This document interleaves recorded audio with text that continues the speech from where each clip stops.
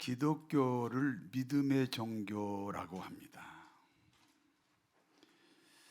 기독교가 믿음의 종교라면 믿음이 아닌 모든 신앙생활은 기독교가 아닙니다.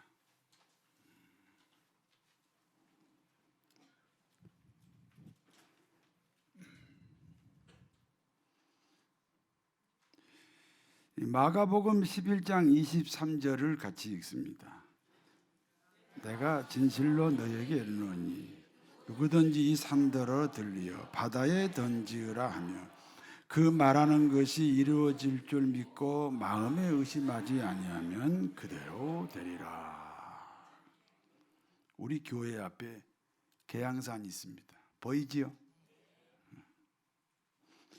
저 계양산을 강화 앞바다로 옮겨지라. 이렇게 믿고 기도하면 저 계양산이 강화 앞바다로 옮겨진다는 겁니다. 제 말을 듣고 어떤 분이 이렇게 질문합니다. 목사님, 믿고 기도했는데 계양산이 여전히 그 자리에 있는데요? 아니, 계양산이 강화 앞바다로 옮겨지라 기도했는데 옮겨지지 않았으면 믿음으로 기도하지 않았다니까요.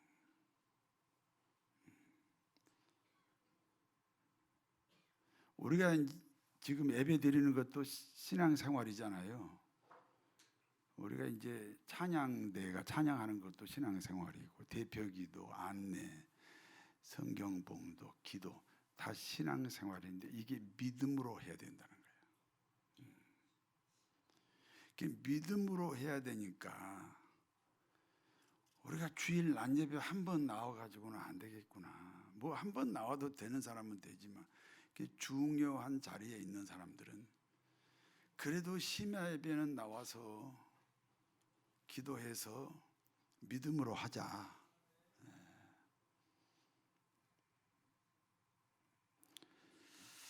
그렇게 생각을 합니다. 이집트는요, 이슬람 국가예요. 이집트가 이슬람 국가이기 때문에 이집트 안에서는 다른 종교가 있을 수가 없어요. 그런데 이집트 안에 기독교 인구가 10%가 있어요.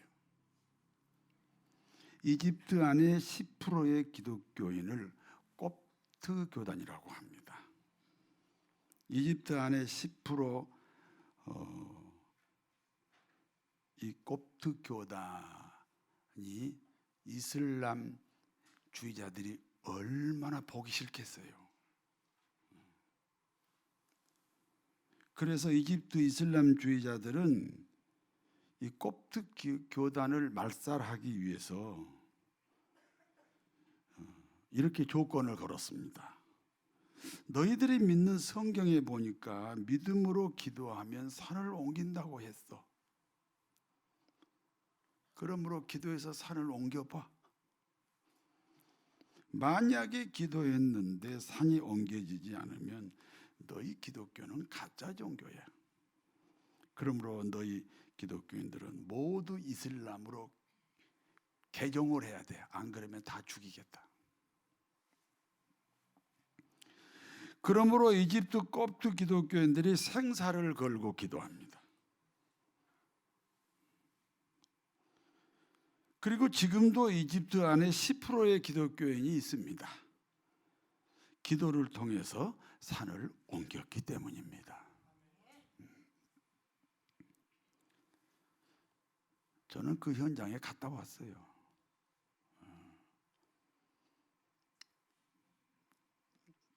믿음의 기도가 산을 옮기는 예는 얼마든지 있습니다. 영종도가 국제공항이 되었을 때 저는 참 신기했어요. 영종도가 섬 중에 섬이에요. 그 옆에 실미도가 있거든요. 그런데 하나님이 제게 환상을 보여줬어요. 왜 영종도에 그 국제공항이 들어서고 국제도시가 되었는지 하나님이 제게 환상을 보여주셨어요.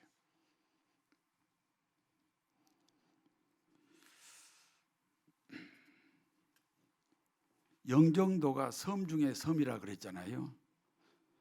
그러니까 담임 목사님이 부임하고 교인들하고 정이 들만하면 떠난다는 거예요. 이번에도 교인들하고 정이 잔뜩 들었는데 목사님이 육지교회로 가신다는 소식을 들었습니다. 그래서 그 교회 권사님이 눈물로 기도합니다. 하나님, 다음부터는 우리 목사님 부임하시면 우리 교회 떠나지 않게 해주세요. 우리 교회에서 은퇴할 때까지 목회하게 해주세요. 하나님이 그 권사님의 기도를 응답하셨습니다. 영종도에 국제공항이 들어왔으므로 국제도시가 됐습니다. 국제도시에 있는 교회 목사님은 절대로 거기에 떠나지 않습니다. 하나님은 그 권사님의 기도 때문에 영종도에 있는 여러 개의 산을 옮겼습니다.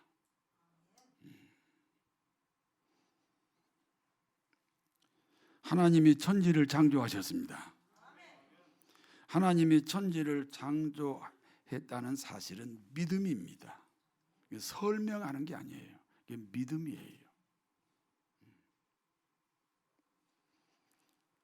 그리고 세상 천지는 하나님이 만드셨으므로 하나님이 다스립니다. 그러나 하나님은 자신이 만든 세상이지만 자신이 다스리지 않습니다. 대리자를 세워서 다스립니다. 그 대리자가 인간입니다. 인간은 하나님을 대신하여 세상을 다스리되 누구처럼 다스려야 합니까? 하나님처럼 다스려야 합니다.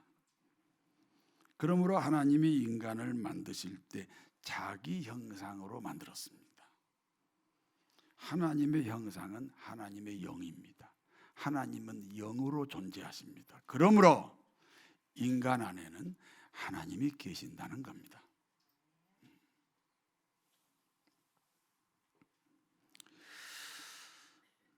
그래서 인간의 가치를 하나님과 동일하다, 그렇게 설명합니다. 다시 말씀드립니다. 하나님의 대리자인 인간 안에 하나님이 계십니다. 그와 같은 하나님과 인간의 관계를 연합의 관계라고 합니다. 지금 인간 안에 하나님의 영이 계시잖아요. 그리고 세상 천지에도 하나님의 영으로 계시잖아요. 그래서 서로 교제하는 거예요. 이거를 연합의 관계라고 그래요.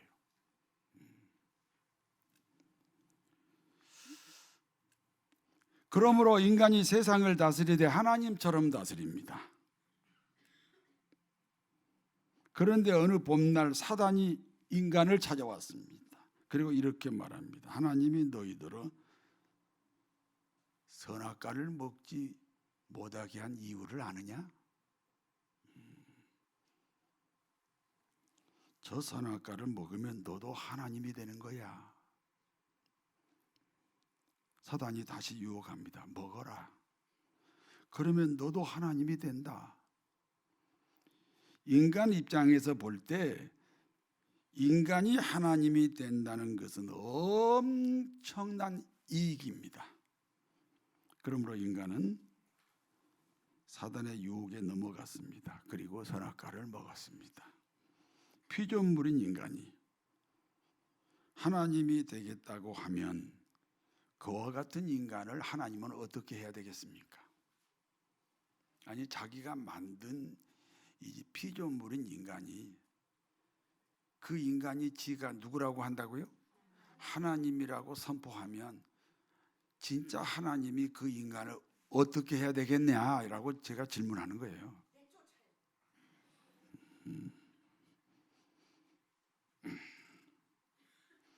쫓아내야죠. 그러므로 인간과 하나님은 피차 단절의 관계가 되었습니다. 지금까지 인간은 어디로부터 생존의 공급을 받았습니까? 하나님에게 받았습니다. 그런데 그 하나님과 단절이 되었으므로 하나님으로부터 공급이 끊어졌습니다. 그러므로 인간은 생존의 모든 공급을 다른 사람으로부터 제공받아야 합니다. 다른 사람이 확보하고 있는 재화를 내가 가져와야 됩니다. 달라고 하면 주지 않습니다. 그래서 빼앗아 와야 됩니다. 다른 사람도 내가 확보하고 있는 재화를 가져가려고 합니다. 그냥 달라고 하면 주지 않습니다. 역시 빼앗아 가야 합니다. 그러므로 인간 세상은 빼앗고 빼앗기는 생존 경쟁의 시대가 열렸습니다. 크게는 국가 간의 경쟁이고 작게는 기업 간의 경쟁이고 더 작게는 개인 간의 경쟁입니다. 사람과 사람의 경쟁은요, 마음의 죄를 만듭니다. 미움과 시기와 질투와 욕심과 음욕, 이 마음의 죄가요. 사실 마음의 죄는 자기 사랑이잖아요. 경쟁 관계를 통해서 이렇게 보이지 않는 마음의 죄가 생깁니다. 그리고 이와 같은 마음의 죄가 밖으로 나오면 행위의 죄가 됩니다. 살인과 폭력과 도둑질과 거짓말과 음란입니다. 그러므로 행위의 죄는 마음에서 왔고 마음의 죄는 하나님과 단절해서 왔습니다. 그렇기 때문에 인간이 죄인이라는 것은 하나님과 단절의 관계를 말합니다. 여러분, 이런 설교는요, 저한테밖에 못 듣습니다. 그래서 사람이 죄인이라고 할 때는 하나님과 단절된 관계를 말합니다. 그래서 선해도 죄인이다. 선하게 살아도 죄인이다. 그런 고백이 나오는 것입니다.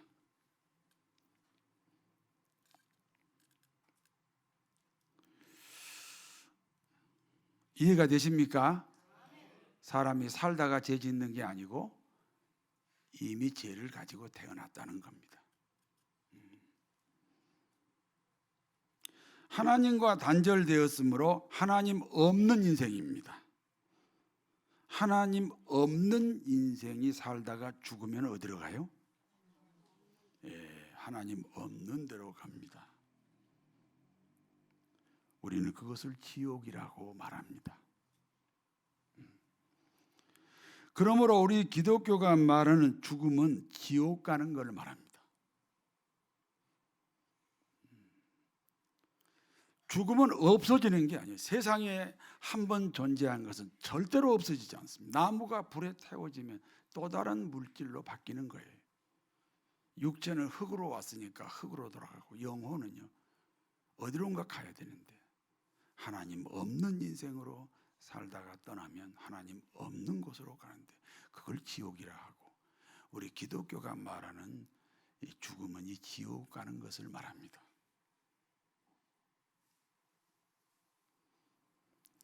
그렇기 때문에 인간의 최대 과제는 단절된 하나님의 관계를 연합으로 바꾸는 거예요.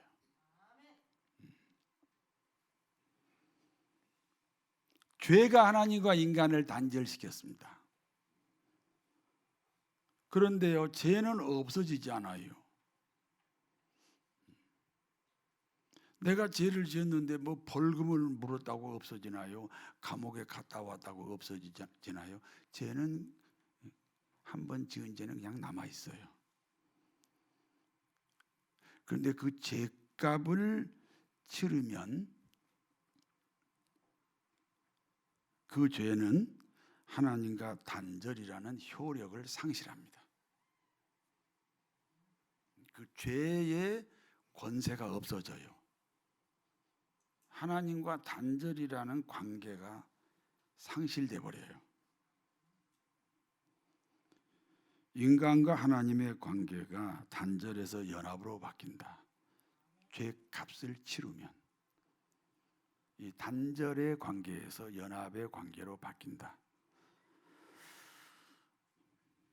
그러므로 이스라엘 민족에게는 제사 제도가 생겼습니다. 한 마리의 양을 번제단 위에 올려놓습니다. 그리고 그 양의 머리에 안숫기도 하여 그 양에게 자기 죄를 다 넘깁니다. 내 죄를 몽땅 짊어진 양은 누구입니까? 나 자신입니다. 그러므로 나와 양은 하나입니다. 그리고 그 양을 죽였습니다. 누가 죽은 겁니까? 내가 죽은 겁니다. 그러므로 자신의 죄값을 치르는 의식이 구약의 제사 제도입니다. 문제는 양은 사람이 아닙니다. 다시 말해서 나에 대한 상징이지 나를 대신할 수는 없습니다. 나를 대신하려면 나와 같은 사람이라 해야 됩니다. 그러므로 이스라엘은 자신들의 죄값을 대신 짊어지고 죽을 어떤 사람을 기다립니다. 이것이 메시아 대망 사상이라고 합니다. 그리고 그분이 예수 그리스도입니다. 그러나 이스라엘은 예수님을 메시아로 인정하지 않습니다. 오히려 자기들이 기다리는 메시아를 인 예수님을 십자가에 매달아 죽여버렸습니다. 그렇습니다. 이스라엘의 불신앙이 저와 여러분에게는 구원이 되었습니다. 하나님의 역사는 사람이 보기에 참 아이러니합니다. 그러므로 모든 역사의 흐름 속에서 하나님의 엄청난 구원의 비밀이 있다는 사실을 기억해야 됩니다.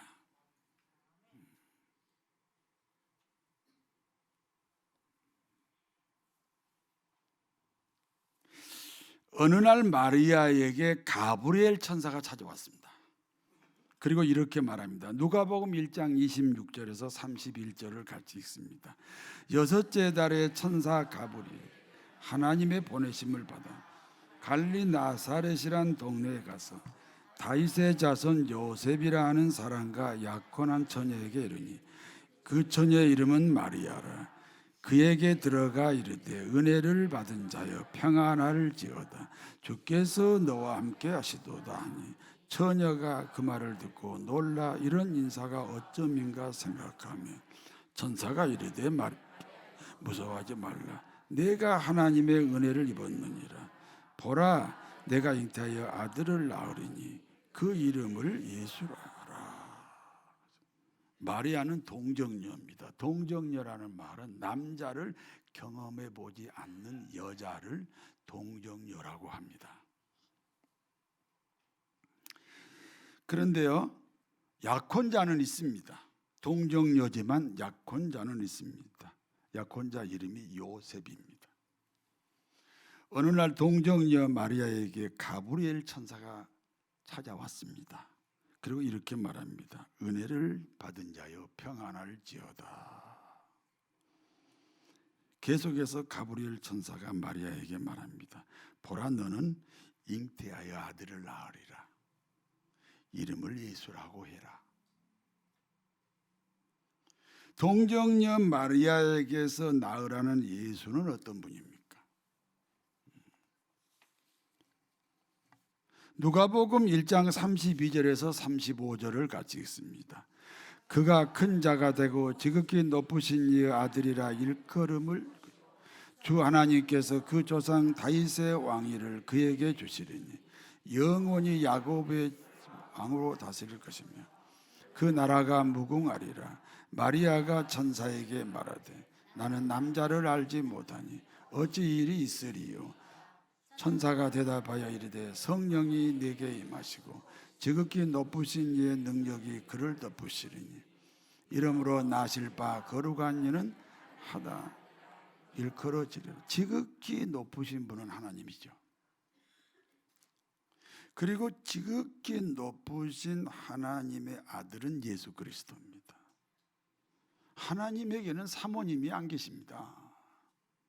그러니까 하나님의 아들 예수는 하나님이에요.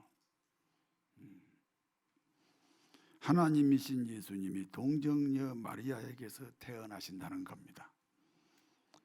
마리아는 자신에게서 하나님이 아들이 태어난다는 사실을 이렇게 대답합니다. 나는 남자를 알지 못합니다. 아니, 남자를 알지 못하는데 무슨 아들을 내가 잉태합니까? 천사가 다시 말합니다. 전능하신 하나님의 능력이 너를 덮는다. 하나님은 전능하시다. 천지를 창조하신 분이다. 그러니까 내 안에 아들을 잉태시킬 수가 있다.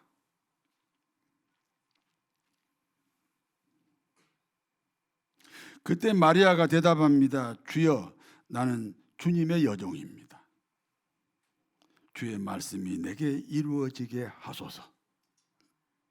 그때 천사는 떠나가고 동정녀 마리아에게는 아들을 잉태하게 되었습니다. 여기까지가 본문의 내용입니다. 이제 본문이 주는 교훈을 말씀드립니다. 사람에게 가장 중요한 것은 자기 발견입니다. 저를 보시고 오늘 자기 발견해야 되니까 다 저를 쳐다보시라고.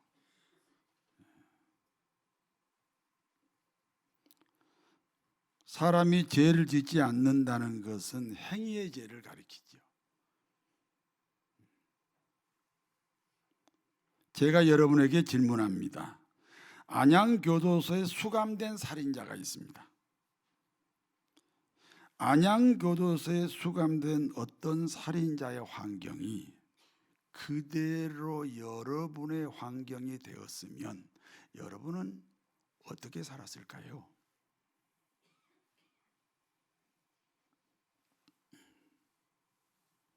다시 말씀드려요. 안양교도소에 그 수감된 살인자가 있다니까요. 그 사람의 어린 시절이 내 어린 시절이요. 그 사람의 부모가 내 부모요. 그 사람의 형제가 내 형제요. 그 사람의 환경이 그대로 내 환경이었다면 나는 어떻게 살았을 것인가 하는 질문이에요. 나도 살인자로 안양교도소에 수감되어 있습니다.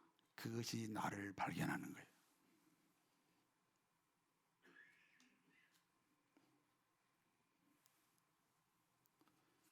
그래도 나는 안양교도소에 살인자로 수감이 안 되어도 될 만한 좋은 환경이었다고요.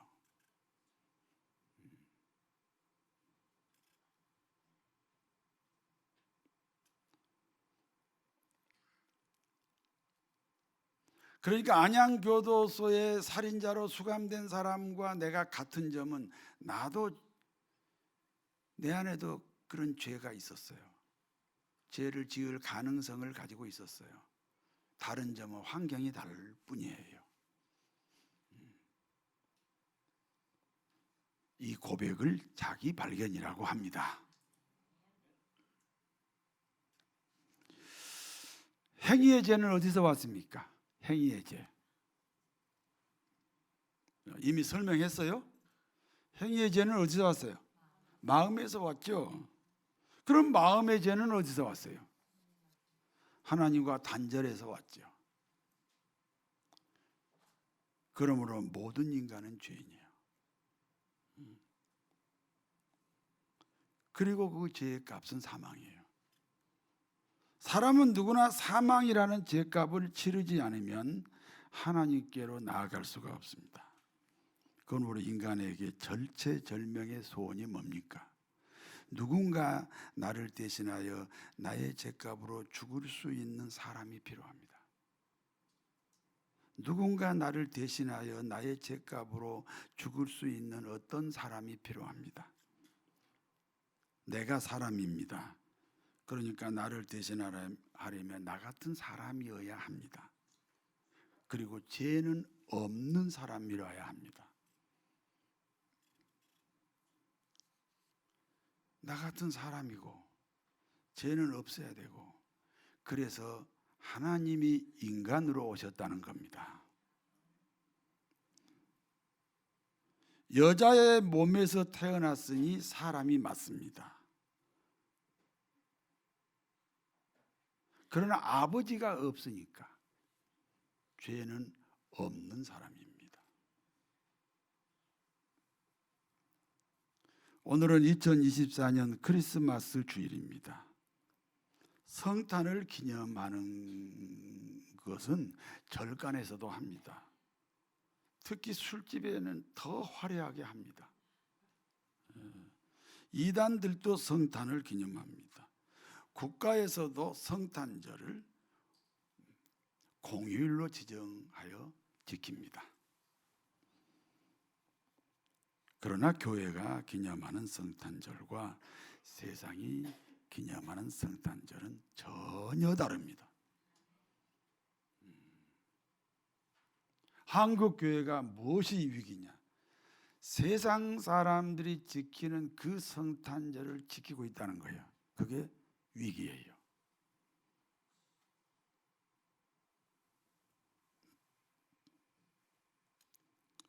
당시 처녀가 잉태를 하면 어떻게 됩니까? 돌에 맞아 죽거나 불에 태워 죽었습니다.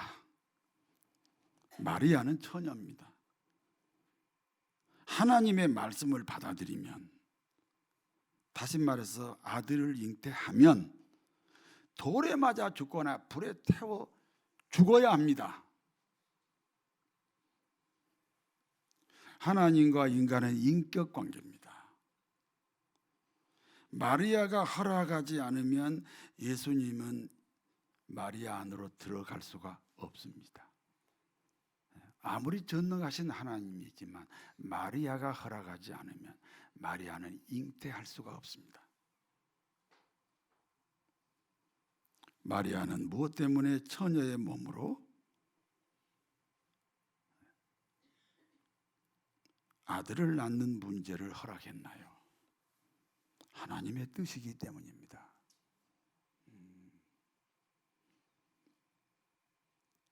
그것이 마리아의 신앙입니다. 여러분과 어떤 차이가 있는지 이런 시간에 자기를 발견해야 됩니다. 그와 같은 마리아의 신앙이 인류 구원의 시작입니다. 성도 여러분, 여러분의 크리스마스가 마리아의 크리스마스가 되기를 바랍니다. 하나님은 마리아가 하나님 말씀에 순종함으로 그 돌에 맞아 죽거나 불에 태워져 죽지 않아도 될 만큼 피할 길을 준비하셨습니다. 그와 같은 피할 길 도피자가 약혼자 요셉입니다. 마리아는 처녀의 몸으로 잉태를 했습니다. 그런데 돌에 맞아 죽거나 불에 태워지지 않았습니다. 요셉 때문입니다. 사람들은 얌전한 요셉이 엉뚱한 데가 있다 이렇게 수군거립니다. 아니 약혼 사이잖아요. 그런데 마리아가 임신했잖아요. 그러니까 뭐라고 수군거리겠습니까? 속도 위반했구나. 그러면서 마리아는 보호를 받았습니다.